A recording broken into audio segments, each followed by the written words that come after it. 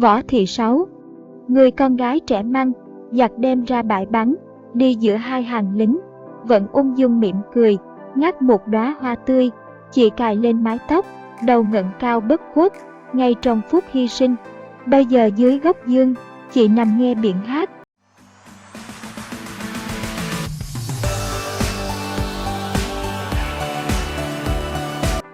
Những câu chuyện kể linh thiêng của Võ Thị Sáu.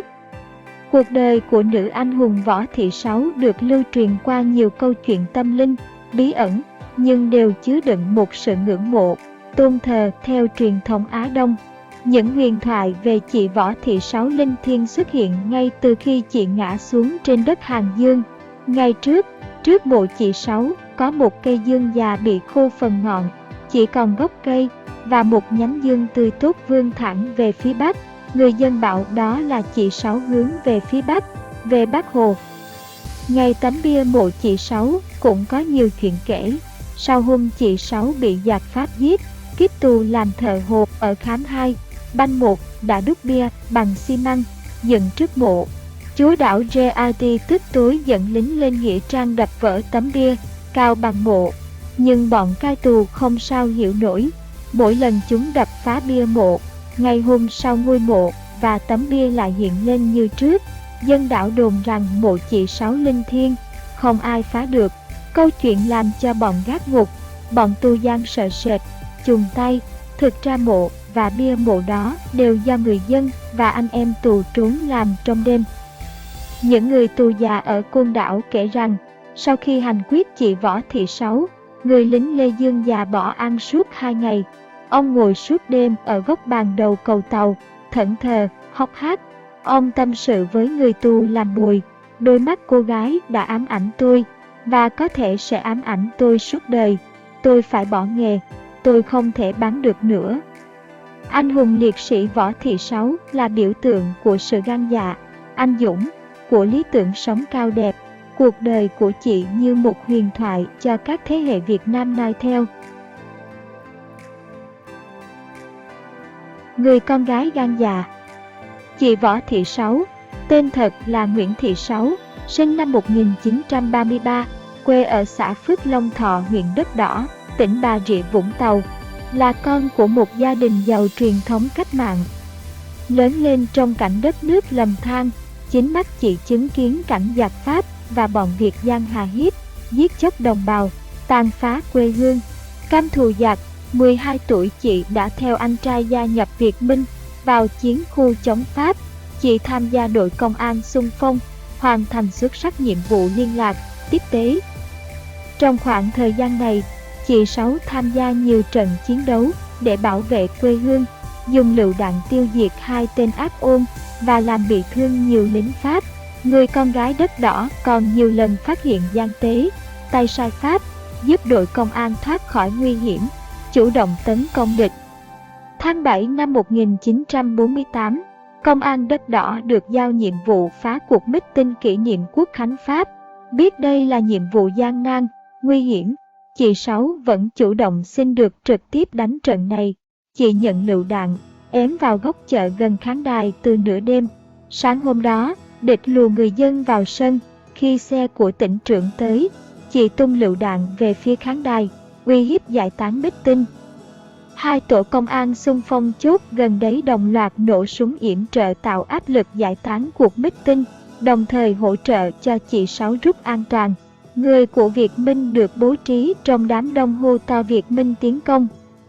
Sau chiến công này, chị Sáu được tổ chức tuyên dương và được giao nhiệm vụ diệt Tề trừ Giang, bao gồm việc tiêu diệt tên cai tổng tòng.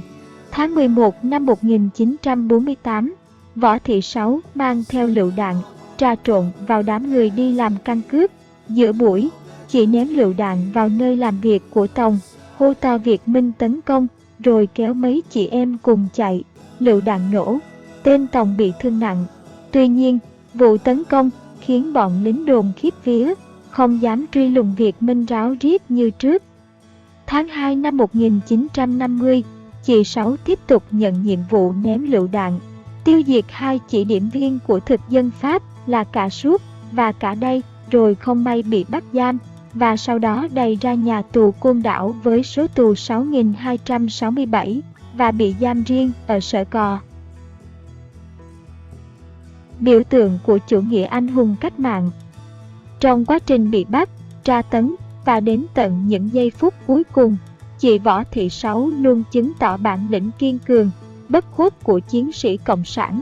Khi mới bị bắt, địch tra tấn chị chết đi sống lại, nhưng không moi được nửa lời khai báo. Sự kiên trung ấy một lần nữa thể hiện tại phiên tòa đại hình, khi chị Sáu, mới 17 tuổi, hiên ngang khẳng định, yêu nước, chống bọn thực dân xâm lược không phải là tội. Khi nhận án tử hình, chị Sáu không hề run sợ, chị hô to đã đạo thực dân Pháp, kháng chiến nhất định thắng lợi. Năm 1952, trước giờ hành hình, viên cha đạo đề nghị làm lễ rửa nuôi cho chị, song chị từ chối và nói, tôi không có tội, chỉ có kẻ sắp hành hình tôi đây mới có tội. Giai thoại kể rằng, khi ra đến pháp trường, chị Võ Thị Sáu kiên quyết không quỳ xuống, yêu cầu không bịt mắt. Chị tuyên bố, không cần bịt mắt tôi, hãy để cho đôi mắt tôi được nhìn đất nước thân yêu đến giây phút cuối cùng, và tôi có đủ can đảm để nhìn thẳng vào họng súng của các người. Nói xong, chị Sáu bắt đầu hát tiếng quân ca. Khi lính lên đạn, chị ngừng hát, hô vang những lời cuối cùng đã đảo bọn thực dân Pháp, Việt Nam độc lập muôn năm, Hồ Chủ tịch muôn năm. Hình ảnh của chị Sáu đã được nhân dân và nhà nước tôn vinh như một biểu tượng của chủ nghĩa anh hùng cách mạng.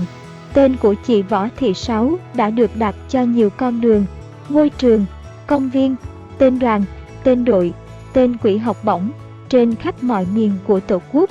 Hình tượng chị Sáu đã trở thành cảm hứng sáng tạo của thi ca, âm nhạc, hội họa, điêu khắc.